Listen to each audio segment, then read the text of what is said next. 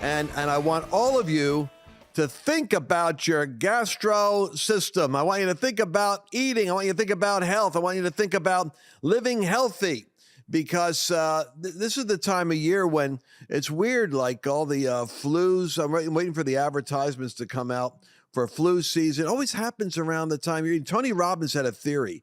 He said that the reason why the flu season hits like after Thanksgiving is because of the detoxing from all the eating that people were doing. I don't know if that's a true theory, but I mean, we have an expert. I'm going to drive some theories to today. Dr. Neil Goodman. We're going to be talking about level 10 health. We have a program on Saturdays, which we're reviving again, which is how to live at a level 10 life, because there's level 10 strategies for wealth. I don't care what goes on in the world. Somebody's making money. Why isn't it you? There's level 10 strategies for health. Somebody's living. Did you hear Dale Evans just died? Roy, you guys don't even know who Dale Evans is. Dale Evans and Roy Rogers were married together, Christian couple. Roy Rogers was a cowboy figure when I grew up. 111 years old. 111. So I don't know, but we want to do a longevity study on that Christian. How did they live? What did they eat? What did they drink? So anyway, what I'm saying to you is health has a strategy. There's a level 10 strategy. We have an expert today because I want you all to have a prosperous, healthy year. Just like John the Apostle said, beloved, I would that you would all prosper and be in health, even as your soul prospers. Mental health, emotional health, physical health, and financial health. You don't have to settle for anything less. Is that right, Mercedes? That is right, Lance Wallnau. And so that is why, and Dr. Goodman, you didn't say this, but Dr. Goodman is going to be one of the speakers at our health summit, health and wellness summit. I like health revolution. I'm still trying to come up with the right name, but it's happening in January. It's going to be January 19th and 20th. You don't want to miss it. And it's a beautiful Trump Doral. So come check it out. And you're going to hear all from Dr. Goodman. And one of the reasons too, Lance, and they'll probably put the link up there, but just in case, it's lancewallnau.com/summit for those of you on the podcast. But I was reading 1 Corinthians the other day, 1 Corinthians 6:19, where it talks about your body is a temple of the Holy Spirit, that the Holy Spirit lives inside of you. And I was just thinking about, the world that we're in. I feel like we've lost too many good people to sickness, to preventable disease, I guess is what I'm thinking about. And so I wanted to turn and have a real strong focus on how do we take care of ourselves? My people destroyed for lack of knowledge. So the type of stuff Dr. Goodman's going to talk about, the type of content at the conference, Jordan Rubin's going to be there. Dr. Chauncey Crandall's going to be there. I have a whole list of speakers that are phenomenal. And we're going to do revolutionary technology for longevity. Wouldn't you like to look good and feel great? I mean, look, I'm pressing 70. I'm doing pretty good for a guy going towards 70. I think I'm doing pretty good. Pretty And I good listen. at fishing. Pretty good at fishing. Yeah, there you go. Now I got compliment. Dr. Neil Goodman is a board-certified pediatric and adolescent medicine expert, MD, FFAP, FACP. He's a man who is already renowned by many of my friends as one of the great creative brains in the area of health, longevity. And if you're coming out of, I'm going to be talking about 7 or 8 different categories. You want to pay close attention to what he has to say. If you're still dealing with fatigue and all kinds of other physical symptoms from everything we've gone through in the last couple of years, you want to pay attention to our post program. We're going to do a special deep dive on other subjects as well. Dr. Goodman, welcome to the show. Yay. Thank you so much. Great to be here, Lance. Glad you're there. And so if you were to answer the question, what is the number one thing people come to you for now that you could talk about on YouTube? What are people coming to you now for in terms of your vast expertise on all matters of health? I think probably the number one thing that people cite to me is that they are so fatigued. They're so tired. They have no energy. They have a hard time waking up in the morning. And I think that's the number one thing that I see. But the causes for that are very varied. I mean, lots of different things lead to that common presentation. So it can be confusing. But is there a common remedy that you can recommend that could address that collapse, adrenal collapse or vitality collapse, whatever you want to call it? Well, again, I think it all goes back to what's the source. That's a big part of what we do is try to discover what is operative in a person's life that brought them to this particular state. Even though the common denominator in all these people presenting is fatigue or tiredness, sometimes it's depression. That's real. I mean, in today's, oh my gosh, in today's world with everything that's going on right now and everything that everyone has suffered through, there's a lot of depression and a lot of anxiety, and it takes its toll and it creates stress on the body. So then the body starts to reel from that. So that can be one thing. Sometimes it's actually a physical abnormality, like, for example, having a low thyroid state, or as you mentioned, adrenal fatigue. These are all different ways that the body may react. So we have to discover what those are. There's not a one solution that fits all. We go through in our office a very, very vast exploration of what are the mechanisms that are failing in someone in order to arrive at the answer so that we can set in motion for them a health plan, a health plan to get better, to meet the goals that they want to meet. Explain to me something, gluten sensitivity. Where did this come from? Has this always been around, or is this some kind of a condition that's come out of modern food processing or something? And it's also leaky gut. I mean, there's nothing more visually, interesting to me than the description of leaky gut. What are we talking about? That is something, isn't it? So there is some commonality of those two conditions. But we can talk about wheat and gluten. I think people have become more aware lately that maybe gluten may not be, gluten or wheat may not be agreeing with them in the way that maybe wheat and bread was used in years past. Something interesting that people aren't aware of, the wheat that we use in the United States is hybridized wheat. That means it's been genetically modified through crossbreeding with other wheat plants, so that over the years, it is not anything like any of the ancient grains that maybe our forefathers were using to make their bread. A case in point, I think the wheat plant has something like, I don't know the exact number, but 13 or 18 chromosomes. Now, the human being has 23 chromosomes, but hybridized wheat, the wheat that we're eating right now, has more chromosomes in it. I think it's approaching almost 50. So can you imagine 50 chromosomes for a wheat plant when a human being only has 23 chromosomes?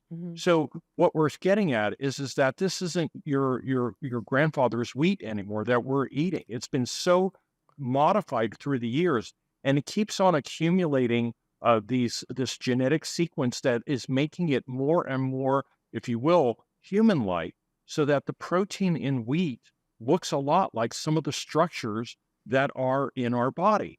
And an example of that would be wheat that looks like brain tissue, wheat that looks like heart tissue, wheat that looks like muscle tissue. So what happens is that our bodies identify it when we eat it, and it says, oh, I'm being invaded by something that maybe shouldn't be in me. This is not a simple food anymore. This is something complicated. I think I've just eaten a being, if you will. And so the body then creates this antibody response and attempts to attack it. But when it attacks the wheat molecule, it's actually inadvertently attacking some of our own tissue. So it starts to attack the brain. It starts to attack the heart. We call these symptoms where the body is attacking itself, we call that autoimmunity. So autoimmunity is where antibodies are formed against proteins that the body sees that it feels are foreign.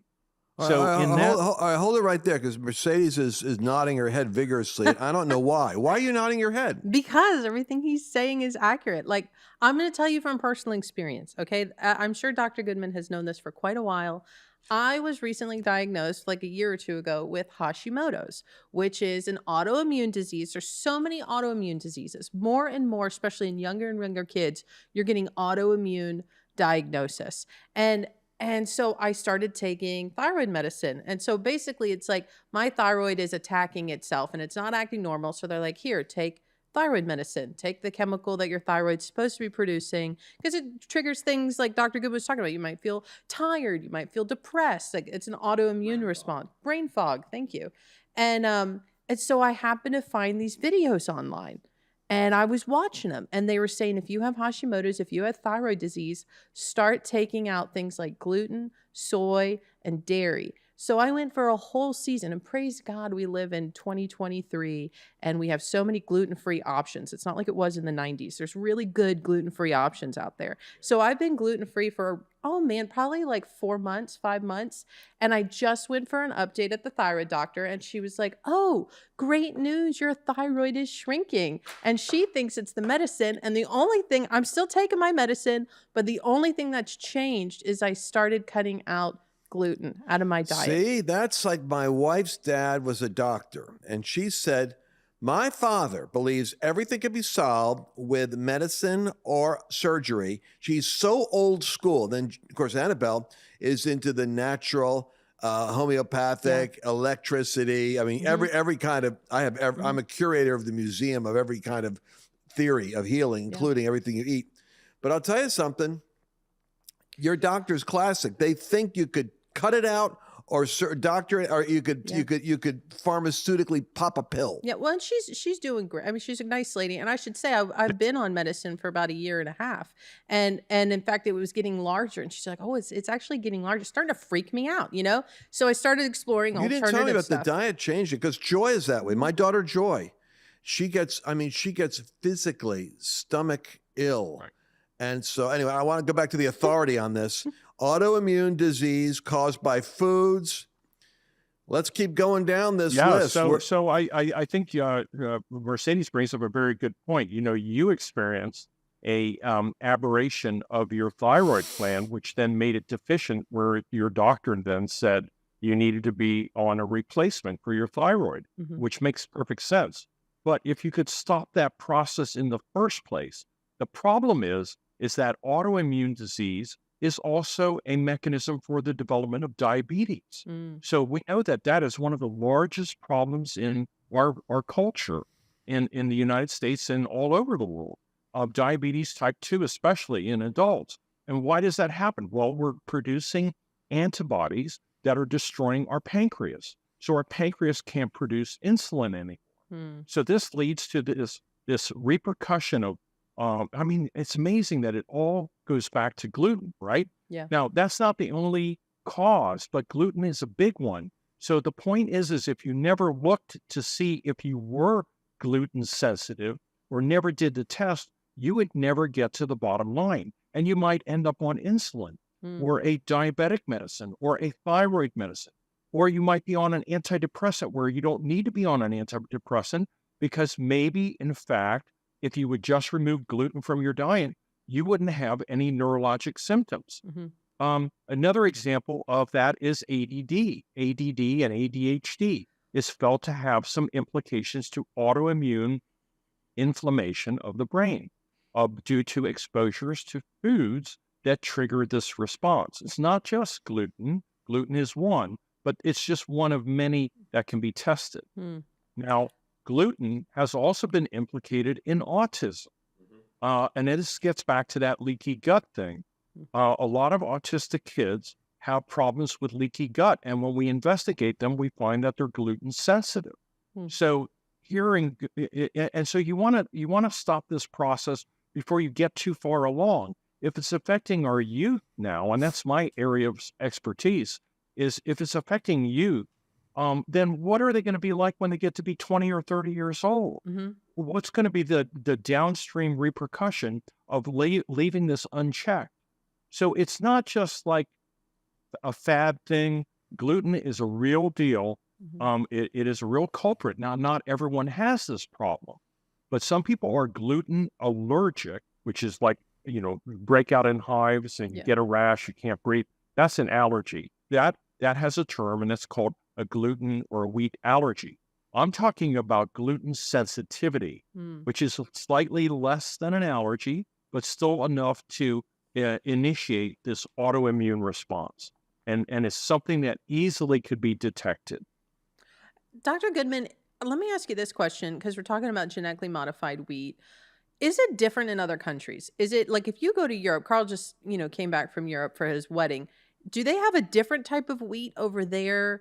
Because I hear that sometimes, people go over there, they eat wheat. They're like, oh, it's just so different. I don't feel sluggish. I mean, is there anything in that or is it Yes. all bad? It is absolutely true. The European Union has a different standard as to what they can do to wheat in order to bring it to market. Hmm. And they cannot have hybridized wheat like we do. I don't know what their exact rules are or how they're written. Hmm. But for example, their wheat is completely different. And it is exactly true. It is not as hybridized. It does not create as much inflammation. You can import that wheat, by the way. You can buy it and get it here. A wheat that's pretty close to European wheat that is not as hybridized is Icorn wheat. It's a specific type of wheat. You'll pay more money for it, of course. But a lot of our wheat is also processed so as to make it tolerant of a lot of the herbicides and chemicals that they use to farm the wheat. You've all probably heard of glyphosate or Roundup, right? Yeah, Roundup. So yeah.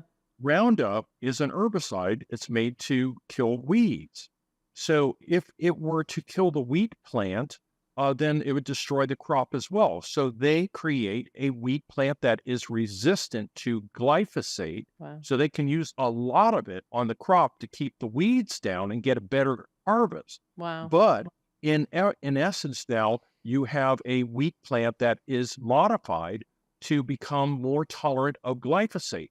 Now, the downstream effect of that is that you're also eating wheat that has more glyphosate in it because they're just, they put it in, they use it as a desiccating agent or a drying agent in the grain silos to keep it from turning or to keep it from getting moldy. They spray it with glyphosate. So we have some of the most toxic foods in the American culture. And now, who else also eats grain? Is it only humans? No, it's our animals. It's our livestock. The glyphosate has made it into our meat supply as well. So when you eat meat that is not organic, you're getting meat that is contaminated or has picked up glyphosate from the animals that have eaten that herbicide. Well, those rules are different in Europe as well. Although they do have glyphosate in their food supply, it's not near the levels that we have in the United States. Wow. Well, see, Dr. Goodman, this is why I'm going to blame you for this too. The whole reason we're having this health conference is because you came out to the Dream Trip and people were on their feet cheering for you as you did your demonstrations about, we can't talk about now, but we will talk about later. It's too spicy for most of the internet. But you were standing there and Lance was like, how many of you would like a conference with Dr. Goodman where we're talking about health and wellness and, better living? And people were like, yes. And so this is one of the reasons why, and this is just the tip of the iceberg in terms of stuff you'll be talking about with us. So I just want to throw that out there. Make sure you come to the summit, lancewallnau.com/summit. Summit, it's hard to say. Kind of goes together. But anyways, Carl, you seem like you wanted to say something. I just wanted to squeeze that in there. Yeah, for sure. I'm curious. How much more evidence is necessary before we can actually get a class action lawsuit against the FDA, the Food and Drug Administration, for criminal negligence? Stick it to the man. Oh my gosh. I'm just saying, like, if they're the ones who sign off on it and we know that there are health issues as a direct consequence of it, why can we not hold them accountable? What needs to happen in order for that to happen? I don't know the politics involved in that, but you can bet that big money is all behind it, right? It's all about selling product, making money, it's what true. the repercussions are for society, right? We had, you talk about big pharma and there's big ag. I had a guy who has had one of the largest organic farms in the United States who came to a Dream Trip. And he said, he kept telling me about big agriculture. I said, what's that? Big ag. That's the government side of controlling the farms and the organic food industry to try to shut it down and kind of like manage how they're going to create food, grain, distribution, et cetera. But listen, we've got 7 minutes. I don't want people to just know that everything, it explains why some of you are eating bread or you're eating, and you feel so lousy afterwards. It's like, I didn't grow up eating a hamburger and feeling like I do now. I'm wondering what's wrong with me, but it could be it's not the same thing I was eating when I was a kid. Yeah. And there's great alternatives too. I mean, I know we don't have time to get into it. Dr. Goodman could probably list off a bunch, but and in making this conversion over the last 5 to 6 months, there's other great alternatives for baking, for making things from scratch, even pre-done things. I actually get there's a chickpea pasta that's excellent. There's a quinoa one. I can't have chickpeas for a different reason, but there's great stuff. There are lots of grains that are good alternatives for wheat. I also want to just say one other thing with regard to that subject is that the wheat, it's also other grains. It's not just that. It's not just wheat alone. So I want to be clear. Barley's implicated. There are other things that are in our other grains. And, and I think you said it earlier in the broadcast, Hosea 4:6. My people are destroyed for lack of knowledge because thou hast rejected knowledge. So I think we have to impart this knowledge, which is why I'm so excited to do this trip with you guys to have or part 2, if you will, 2.0, for an opportunity to educate our population that wants to know how to get better. People are not getting the truth. They're hearing a non-factual information from all different sources. They don't know what to trust. And so I think that having this particular summit will be so helpful to allow people to ask questions. I love answering questions. And perhaps we'll get to the basis of some things that they can develop some tactical strategies in order to improve their lives. What is the role now? I just want to throw something out here of vitamin D3, because how is D3 different than any other D? Because you talk about this, and I want to throw something positive out there specific for our audience. All right, so we can say, first of all, vitamin D deficiency is probably the most common vitamin deficiency in the world, at least the United States that I'm aware of. So vitamin D3 is vitamin D. It's synonymous, okay? Now, a lot of times people are deficient in vitamin D, and the problem is vitamin D is not just a vitamin. Vitamin D is a hormone. It acts like a hormone, and it also acts as a stimulant for your immune system. So it's not just for your bones. It's for your bones. It's for your white cells. It is for your heart. It's for your brain. It makes you feel better. And when I look for these things that are wrong with people, when they come in, they're feeling fatigued, I routinely order a vitamin D level. And I would say about 70% of the time, their vitamin D levels are insufficient. And the other thing that people should know is that the vitamin D levels that are posted as being what is normal are not normal. They say that having a level of 30 and above is healthy. I don't ascribe to that. And most of the people in my field agree that having vitamin D levels of 50 and above are better, okay? And also will reduce your chance of getting that viral disease that recently just hit everybody over the last 2 years. Almost everyone who got that disease was vitamin D deficient. So that's why it's used as a preventative mechanism. We want to boost the immune system. One last thing on vitamin D is you always want to take it with vitamin K2. Okay, and the reason is vitamin D helps you to hold on to calcium.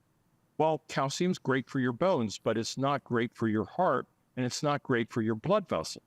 So if you take vitamin D3 without having vitamin K2 present, what happens is it tends to allow the heart to get hardening of the arteries and hardening of the vessels. So the calcium is going to your blood vessels and narrowing.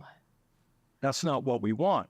We want it to go specifically to the bones. So if you take vitamin D3 and K2 at the same time, and it's oftentimes sold that way, you will prevent it from accumulating in the vessels and the arteries. Well, you better believe you'll still get all the benefits of vitamin D. I'm going home right after this broadcast and checking out that vitamin D3 I'm taking, because it better have that K2 kicker in there, or I have to fix it. Well, a lot of times there's like little tinctures that I've seen. Dr. Goodman, do you have some like that you sell, or can people just get it anywhere? It's a D3 So, K2 yes, combo. I mean, vitamin D is relatively cheap, okay, and easy to get. The main thing is you want a good quality company that produces it, someone that you can trust, that has a good reputation. A lot of times those, it's not the kind that you're going to buy at the drugstore, okay? That vitamin D3 is usually not very good. You want to have a vitamin D3 that's packaged with that K2 in the same package. You can get it as drops. You can get it as pills. Comes in many, many different forms. But you want to find a quality company. I do have a number of supplements that I support on my website. That is biohackerusa.com. People can go there and they can see a list of a number of different things, plus watch educational videos on my website with explanations, much like I'm giving right now, on some basic strategies to get well. Plus, there is some controversial information that people can explore in terms of answering questions about some of the most recent I'll tell you risks. what, I want to get into that controversial information, and in order to do that, we're going to make sure people know that we're going to be covering everything that's allowed to be talked about and not allowed to be talked about at our summit. And once again, that summit, Mercedes, is going to be where? At that Trump location. I'm glad you I was landed going to it. say, come get your vitamin D3 down in the sun in Miami, Florida at the Trump Doral. And Dr. Goodman's going to be there. I think this is so good. What I'm also going to throw in, we're going to do a Friday, Saturday, June 19th and 20th. On the 21st, on Sunday, I'm going to maybe only do room for like 30 to 35 people. And I want to do a one day with you and Dr. Goodman, because the stuff we're about to get into, the things that we can't talk about on YouTube and Facebook, that long viral issue we had for 2 years, Dr. Goodman talks about ways to reverse that.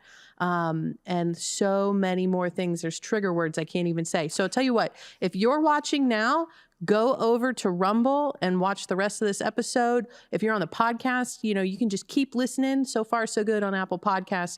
But to those of you on YouTube, Facebook, Instagram, you're going to have to go find the rest of this episode. We're going to say bye-bye, and we're going to go into the deeper end of the pool. We're going to go into the adult content of the program right now over on Rumble, and stay humble and stick on the podcast. We'll be with you in a moment. Thank you for all of you. Dr. Goodman, hang on if you don't mind.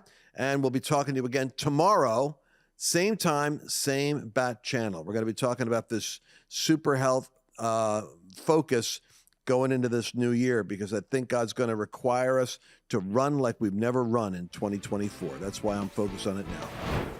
Did you enjoy this latest episode? Please remember to share it with your friends, because the more knowledge you have, the better equipped you are to navigate the world.